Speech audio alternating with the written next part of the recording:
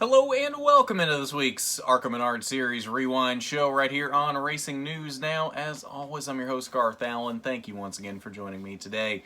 If this is your first time catching a Racing News Now video, consider going down below to hit that subscribe button and ring the bell for notifications so you don't miss a thing going forward from RNN. Remember, we are in our hashtag Race to 1K.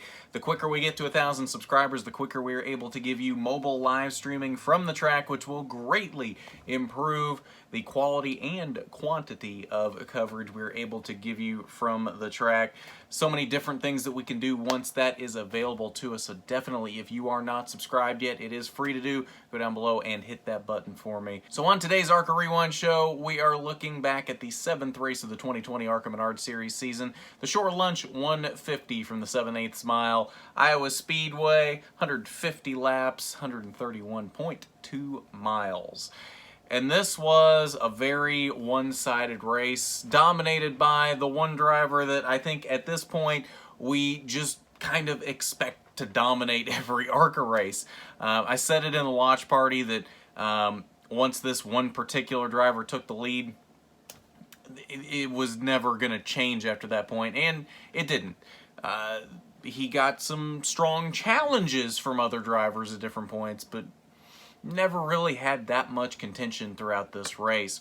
So let's start off, as we usually do, talking about the cautions. 6 caution flags in this race, total of 21 laps. Normal scheduled breaks at lap 50 and lap 100. 2 cautions before that first break. First one very early at lap 6 as Scott Melton spun in turn 4, and then at lap 32, Drew Dollar spun on the front stretch as he blew an engine, and that would be the end of the day for the end of the competitive day for Drew Dollar. He was able to get back out later in the day, make up a few spots for points, but not very much. Lap 72, the 19 of Jesse Love spun in turn 2. That was the only caution between the 2 breaks, and then one final caution after the second break on lap 109 as Gio Scelzi spun on the backstretch.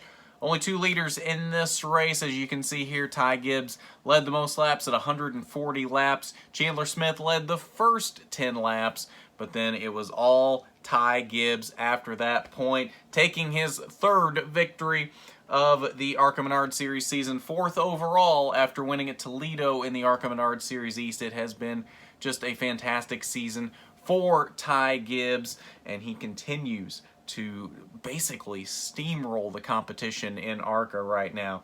Just really has no competition. Sam Mayer, the closest it came today. Sam was actually faster than Ty in the end of the race, and then unfortunately got into the wall with a couple laps to go and was not able to fully catch up to Ty Gibbs, but did have the speed at the end of the race that he possibly could have run down Ty Gibbs, and unfortunately was not able to do it. Brett Holmes, another solid finish in the 3rd position. Week in, week out, he has been very strong, knocking on the door. I think he is just around the corner of that first career win. Might come this coming Friday night at Kansas Speedway, a track he's been pretty good at in the past. As strong as he has been of late, I would not rule it out in the slightest. Definitely making a good bid for the championship this season, even though he is still not even committed to running the full season. As he mentioned post-race today, he's about 50-50 on whether he's going to run the full season right now, but I think if he keeps running like this, you got to. Chandler Smith came home in the 4th position, defending winner of this race, and Taylor Gray, another strong run in the top 5 and 5th. Rest of your top 10, Michael Self in 6th, Max McLaughlin 7th, Cody Swanson in his stock car debut, the USAC Phenom driving the 22 for Chad Brandt Racing, came home with a respectable 8th place finish. Gracie Trotter, highest of the Bill McAnally Racing stable, came home in 9th, and Thad Moffitt rounded out the top 10 one lap down. 11th through 20th, Gio Scelzi there in the 11th position with Jesse Love right behind him. The other 2 BMR cars to make the trip to Iowa. Howie DiSavino off all day, ended up out at lap 110 with electrical issues. He came home in 16th for Wintron Racing. Drew Dollar made up a couple spots late in the race and came home in 17th. Haley Deegan had some rear end issues in the mid portions of the race, only made 96 laps in this race, which was very unfortunate. She had a lot of speed in this race, was running second a lot of the day. With the right adjustment, I felt like she might have been able to go up there and challenge Ty Gibbs. Unfortunately, did not get the chance to do it late in the race and came home in the 18th position. And then 21st shotgun on the field was Dick Doheny in the 11 for Fast Track Racing. So that is your results from the Shore Lunch 150. Post-race media center availability did happen after this race, so we'll go ahead and head over to that, and we'll see what your top 3 finishers had to say on the post-race Zoom call. Yeah, I know we keep preaching the same old thing. We're fighting for wins. We've been right there, and consistently in the top 3 is most consistent year we've had so far. And that's what you got to put together to be a championship team. But you also got to have wins, and we're fighting for them. We're definitely working overtime and doing all we can do, but we're getting really close. And getting third and finishing third is and second's getting old, but we're really close. So. Yeah, I mean, overall, we had a really solid race car at the end, and we were definitely catching them. I feel like we had a couple more laps. We might have actually been able to get them if I didn't get in the wall off in 3 and 4. But I mean, overall, I'm really proud of my DMS team, and I feel like we're really close to winning. I'm really kind of getting tired of losing, especially the Ty. He's really good. So if you're going to lose to a car, I mean, that's definitely when you want to lose to. So we're just going to keep going at it, and hopefully we end up in victory lane soon.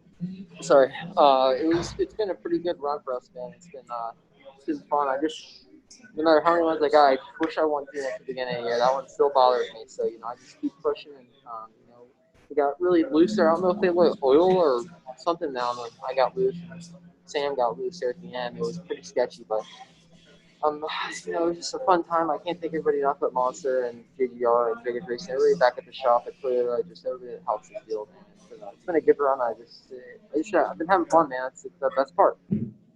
All right, we'll take a quick look at your point standings following this race. 7 races into the 2020 ARCA Menard Series schedule. Still planning on a 20-race season right now. Still have a couple races that need rescheduled or replaced at this point. But right now, it's looking like we are 7 races of 20 into the season.